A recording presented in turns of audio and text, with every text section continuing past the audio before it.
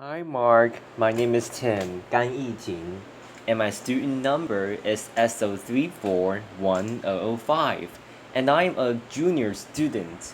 Today I'm going to read a transcript called The First Secret of Design is Noticing, and the speaker of the speech is Tony Fadell.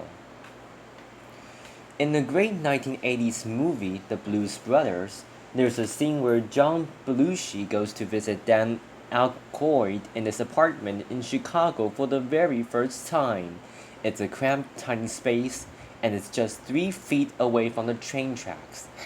As John sits on Dan's bed, a train goes rushing by, rattling everything in the room. John asks, "How often does that train go by?" Dan replies, "So often, you won't even notice it." And then something falls off the wall. We all know what he's talking about. As human beings, we get used to everyday things really fast. As a product designer, it's my job to see those everyday things, to feel them, and try to improve upon them. For example, see this piece of fruit? See this little sticker? That sticker wasn't there when I was a kid, but somewhere as the years passed, someone had the bright idea to put that sticker on the fruit. Why?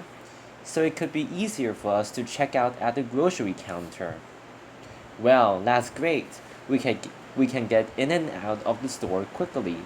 But now there's a new problem. When we get home and we're hungry and we see this ripe, juicy piece of fruit on the counter, we just want to pick it up and eat it. Except now we have to look for this little sticker and dig at it with our nails, damaging the flesh, then rolling up that sticker, you know what I mean, and then trying to flick it off your fingers. Applause. It's not fun, not at all. But something interesting happened. See, the first time you did it, you probably felt those feelings. You just want to eat the piece of fruit. You felt upset. You just wanted to dive in. By the 10th time, you started to become less upset, and you just started peeling the label off. By the 100th time, at least for me, I became numb to it. I simply picked up the piece of fruit, dug at it with my nails, tried to flick it off, and then wondered, was there another sticker? So why is that? Why do we get used to everyday things? Well, as human beings, we have limited brain power. And so, our brains encode the everyday things we do into habits so we can free up space to learn new things. It's a process called habituation, and it's one of the most basic ways as humans we learn. Now, habituation isn't always bad. Remember learning to drive? I sure do. Your hands clenched at 10 and 2 on the wheel, looking at every single object out there, the cars, the lights, the pedestrians. It's a nerve wracking experience. So much so that I couldn't even talk to anyone else in the car, and I couldn't even listen to music. But then, something interesting happened. As the weeks went by, driving became easier and easier. You habituated it. It started to become fun and second nature. And then you could talk to your friends again and listen to music. So there's a good reason why our brains habituate things. If we didn't, we'd notice every little detail all the time. It would be exhausting, and we'd have no time to learn about new things. But sometimes habituation isn't good. If it stops us from noticing the problems that are around us, well, that's bad. And if it stops us from noticing and fixing those problems, well, then that's really bad. Comedians know all about this. Jerry Seinfeld's entire career was built on noticing those little details, those idiotic things we do every day that we don't even remember. He tells us about the time he visited his friends. He just wanted to take a comfortable shower. He'd reach out and grab the handle and turn it slightly one way, and it was 100 degrees too hot. And then he turned it the other way, and it was 100 degrees too cold. He just wanted a comfortable shower. Now, we've all been there. We just don't remember it. But Jerry did, and that's a comedian's job. But designers, innovators, and entrepreneurs, it's our jobs not just notice those things, but to go one step further and try to fix them. See this person. This is Mary Anderson. In 1902 in New York City, she was visiting. It was a cold, wet, snowy day, and she was warm inside a streetcar. As she was going to her destination, she noticed the driver opening the window to clean off the excess snow so he could drive safely. When he opened the snow window, though, he let all this cold, wet air inside, making all the passengers miserable. Now, probably most of those passengers just thought, it's a fact of life. He's got to open the window to clean it. That's just how it is. But Mary didn't. Mary thought, what if the driver could actually clean the windshield from the inside so that he could stay safe and drive, and the passengers could actually stay warm? So she picked up her sketchbook right then and there and began drawing what would become the world's first windshield wiper. Now, as a product designer, I try to learn from people like Mary to try to see the world the way it really is, not the way we think it is. Why? Because it's easy to solve a problem that almost everyone sees, but it's hard to solve a problem that almost no one sees. Now, some people think you were born with this ability, or you are not, as if Mary Anderson was hardwired at birth to see the world more clearly. That wasn't the case for me. I had to work at it. During my years at Apple, Steve Jobs challenged us to come into work every day, to see our products through the eyes of the customer, the new customer, the one that has fears and possible frustrations and hopeful exhilaration that their new technology product could work straight away with for them. He called it staying beginners and wanted to make sure that we focus on those tiny little details to make them faster, easier, and seamless for the new customers. So, I remember this clearly in the very earliest days of the iPod. See, back in the 90s, being a gadget freak like I am, I would rush out to the store for the very latest gadget. I'd take all the time to get to the store. I'd check out, I'd come back home, I'd started to unbox it. And then there was another little sticker, the one that said, charge before use. What? I can't believe it. I just spent all this time buying this product and now I have to charge before use. I have to wait what felt like an eternity to use that coveted new toy. It was crazy. But you know what? Almost every product back then did that. When it had batteries in it, you had to charge it before you used it. Well, Steve noticed that and he said, we're not going to let that happen to our product. So what did we do?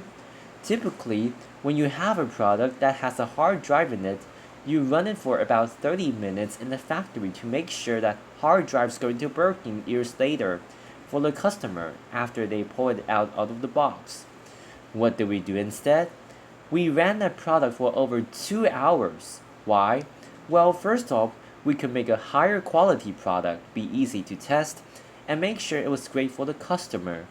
But most importantly, the battery came fully charged right out of the box, ready to use.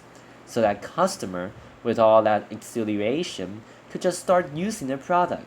It was great and it worked. People liked it. Today, almost every product that you get that's battery powered comes out of the box fully charged, even if it doesn't have a hard drive. But back then, we noticed that detail and we fixed it.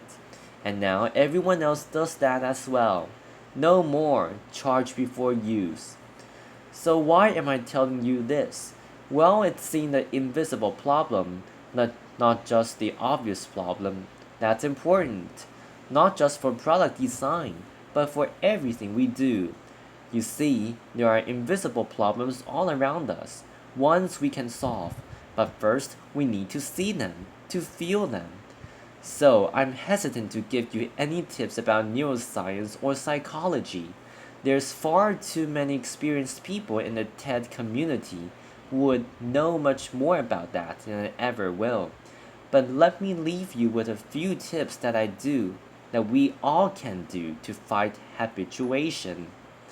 My first step is to look broader. You see, when you're tackling a problem, sometimes there are a lot of steps that lead up to that problem, and sometimes a lot of steps after it. If you can take a step back and look broader, maybe you can change some of those boxes before the problem. Maybe you can combine them. Maybe you can remove them altogether to make that better. Take thermostats for instance. In the 1900s, when they first came out, they were really simple to use. You could turn them up or turn them down. People understood them. But in the 1970s, the energy crisis struck, and customers started thinking about how to save energy. So, what happened? Thermostat designers decided to add a new step. Instead of just turning up and down, you now had to program it. So you could tell it the temperature you wanted at a certain time. Now that seemed great. Every thermostat had started adding that feature. But it turned out that no one saved any energy. Now, why is that? Well, people couldn't predict the future. They just didn't know how their weeks would change season to season, year to year. So no one was saving energy. And what happened? Thermostat designers went back to the drawing board and they focused on that programming step.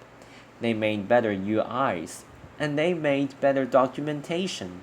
But still, years later, people were not saving any energy because they just couldn't predict the future.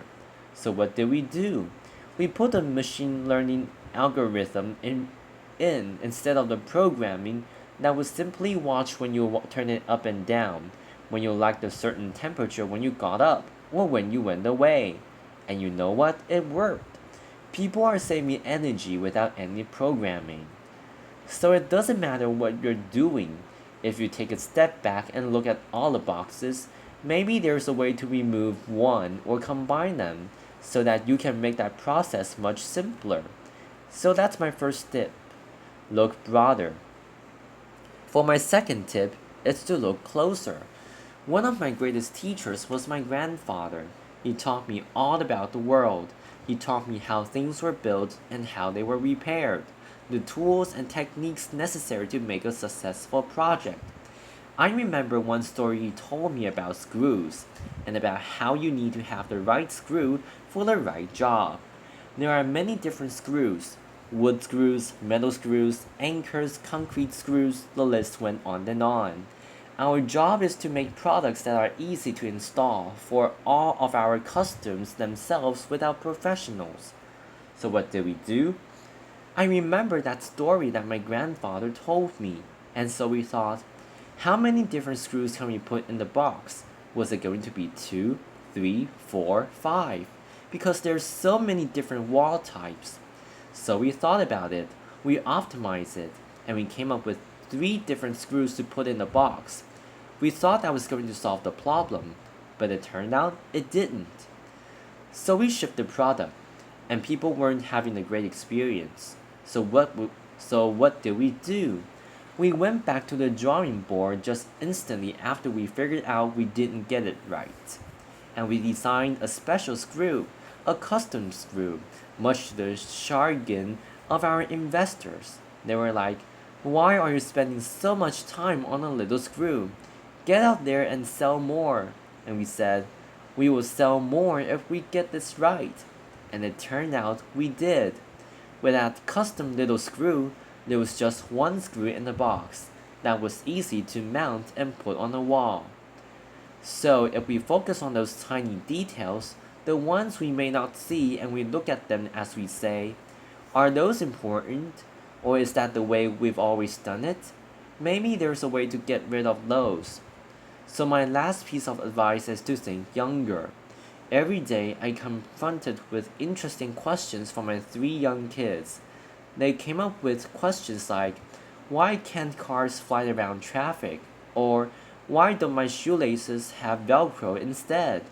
Sometimes those questions are smart.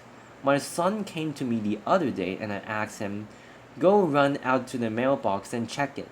He looked at me, puzzled, and said, "Why doesn't the mailbox just check itself and tell us when it has mail?" Laughter. I was like, that's a pretty good question. So they can ask tons of questions, and sometimes we find out we just don't have the right answers. We say, son, that's just the way the world works. So the more we are exposed to something, the more we get used to it.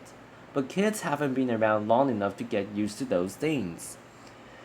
And soon, when they run into problems, they immediately try to solve them, and sometimes they find a better way, and that way really is better. So, my advice that we take to heart is to have young people on your team, or people with young minds. Because if you have those young minds, they cause everyone in the room to think younger. Picasso once said, every child is an artist.